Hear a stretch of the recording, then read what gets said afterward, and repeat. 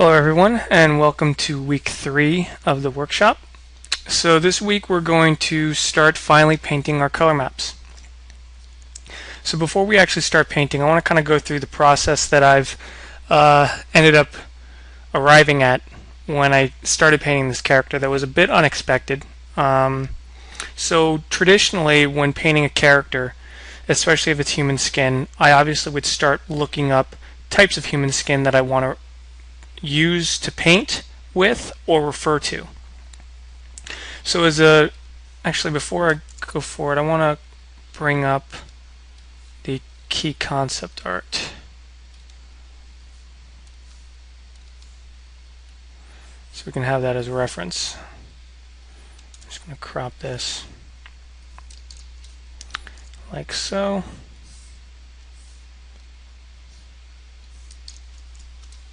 Like so. So by looking at this reference, originally I wanted to do skin. Obviously elves have an extremely long lifespan, depending on, what mythology you're pulling from, but they always tend to look very young, even though they're hundreds of years old. So originally I was looking on 3DSK and found some faces. Even though they're female, it was kind of the skin I was looking for. So if we really zoom in, it's pretty fresh, young skin, some freckling, which is what I wanted to go for because as Drow elves, they're underground dwelling creatures, so there's not a lot of light, and a lot of fair skin typically has freckling to it. So I wanted that kind of skin quality. So on 3DSK, I've found these 4 faces that I was just trying to get a feel for. I really like what's going on here. Some of the freckling, a little bit of age, but not too much. Fairly clean skin. And same for this. Looking for that pale skin. Not a lot of light to it. Not a lot of tone or tanning. However, I wanted to actually make him look older than, say, these 3 women, because he's a general and he's very kind of tough and rugged. So I ended up finding this face, which I really responded well to. Much heavier pore details, much more weathered skin, a bit more imperfections. But ultimately I didn't want to go this far. I wanted to kind of approach this kind of quality of skin, but still maintain that youth. So we're not going to have heavy crow's feet. We're not going to have heavy, wrinkling and deep folds. So these are the image I started pulling from, and typically, oops, let me bring that back up. Typically in the past, I would have, sorry, let me just quickly bring this face back up. Typically in the past, I would have grabbed the library of these faces. I would have cleaned them up, taken the specularity out, the shadows, the highlights, some of the reflection, and even out the skin tone and project this. The problem I found initially when I tried to do that, I actually did try to do that with, I believe, this subject's face. The problem I found was when I started projecting all these angles of this face and I tried to color correct it, the tones getting from this tone down to this tone wasn't really working. So I did some color corrections in Photoshop here to give you an idea. So what I am doing is I grab, say, kind of the key face that I want.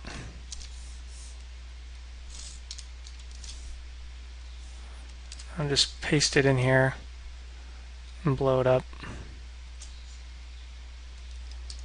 So I have a guide. And then I'm going to grab just a section of the face that's in the most even tone, just so I can get a sense of the skin. Drop that down there. And I've ended up color correcting this a bit. Actually, quite heavily, to try to get that tone that I want.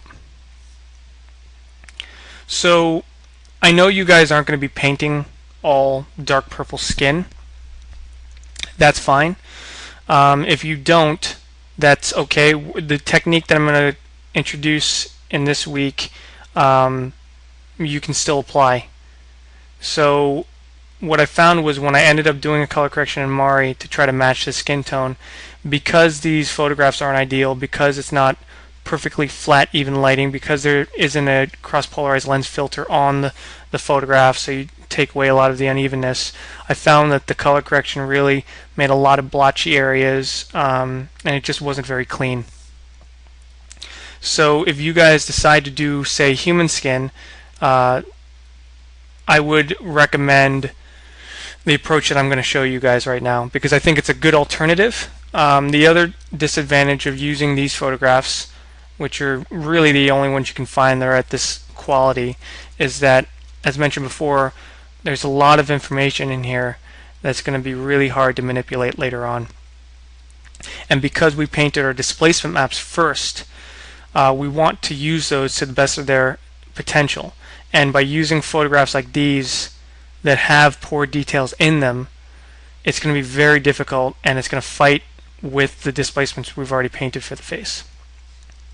So that is another reason why I didn't opt for the traditional way of painting the character's face for this this asset.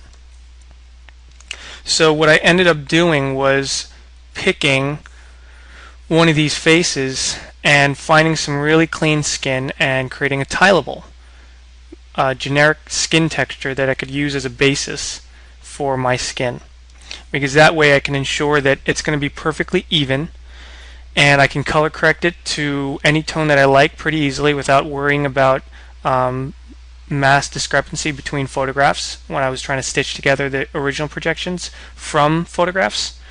And then from there I was going to build up, I end up building up color variation based off a couple techniques that I kind of played with. So I want to show you guys quickly what I did in order to get a tileable texture. And I ended up using this girl's face here, and I found a 3/4 view. So what I'm going to do is I'm going to actually zip up all 4 of these subjects so you guys can have, if you don't have a 3DSK account, you guys can at least have some really nice high-res reference to pull from and try these techniques on your own.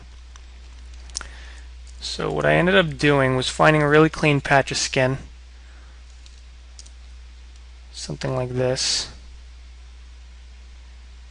that had some blemishes in it, that had some color variation. However, as it stands, as you can see, there's some pretty strong discrepancy in lighting. You get a nice highlight on this cheek and some shadowing. So there's a couple images that I ended up grading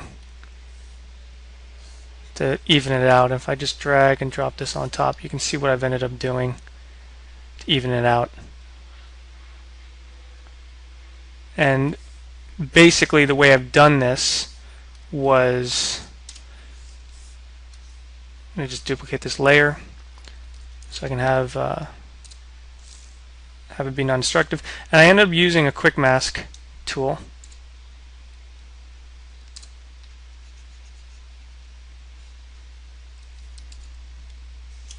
And just pulling out some of those highlights, some of those shadows of the face.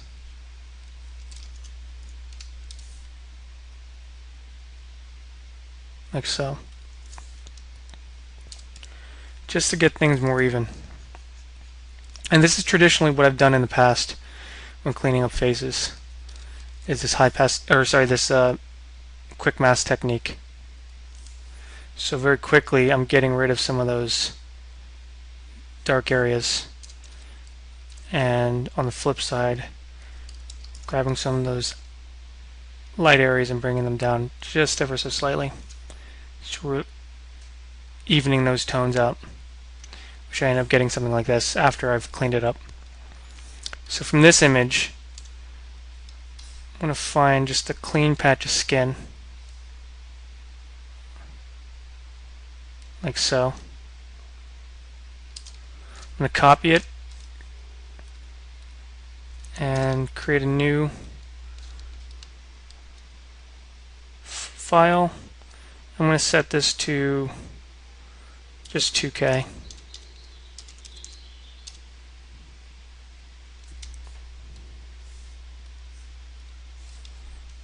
And paste this in.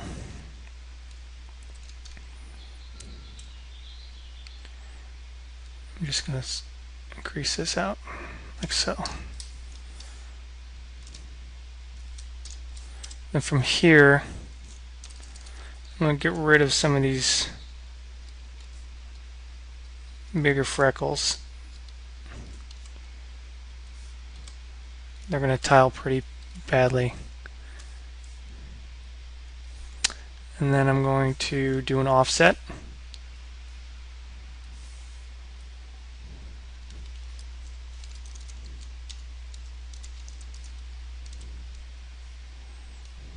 Like so. And then very carefully just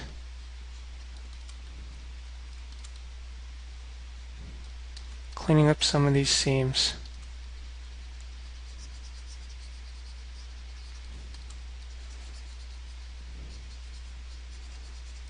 So we can get some really nice tileable skin.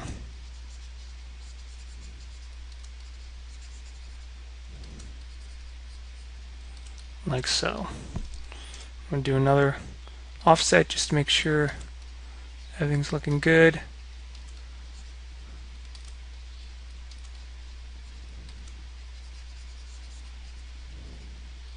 So I'm not worried about pore detail, just worried about coloration at this point. And that looks pretty good. So this is a really nice tileable I've just created pretty quickly. And I'm going to save it here.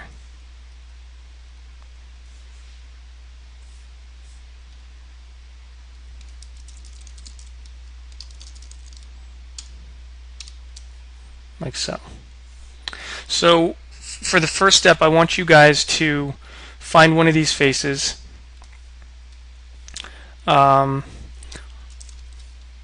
the reference that I've provided, and create a tileable for your base skin tone.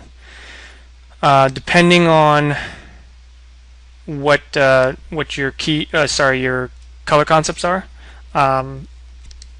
you know, one of these 4 faces may work for you.